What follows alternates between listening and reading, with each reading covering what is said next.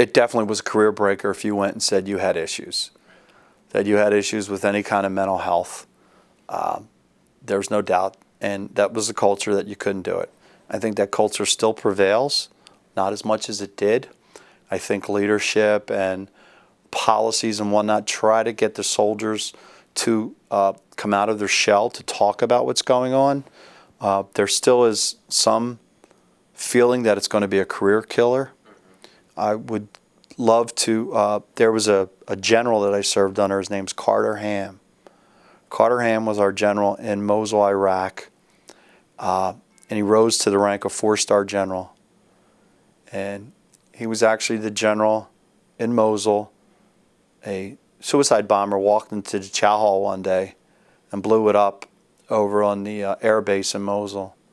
And I believe it was 28 soldiers and Americans were killed in this chow hall. And during his command, he was losing, it seemed like every day we would get a casualty report. It would be 1 dead, 4 wounded, 4 wounded, 0 KIA, 2 KIA, 18 wounded. It was drip by drip again. And I remember seeing an article in a newspaper and then seeing General Ham interviewed.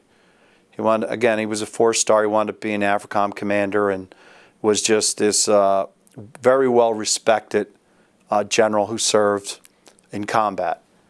And he came out and he admitted that he had PTSD.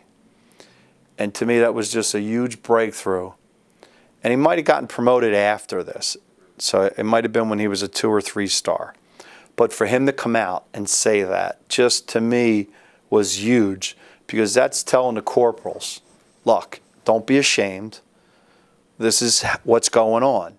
I saw another general at a conversation through Veterans Court where he still carries a stack of cards in his pocket. And on each card are the soldiers that were killed while he was the commander. You tell me that general doesn't have PTSD?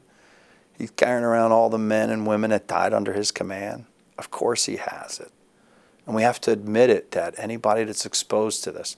When an EMT guy is out on these streets all day with these damn traffic accidents. I remember when I worked on a range down in D.C., we had all these EMTs came in to use our ranges. And it was mandatory they go see a psychiatrist because they're pulling dead bodies out of cars all day. Well, I mean, soldiers, when you're in an environment like this, so it should be normal that you have to go to treatment.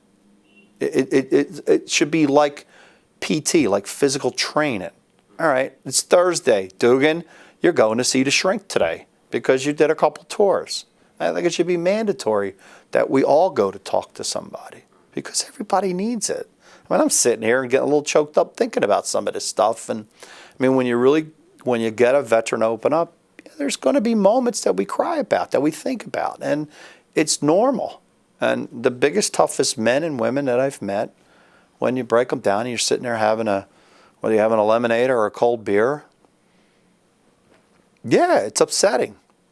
And it should be talked about. It's getting better, but we're not there yet.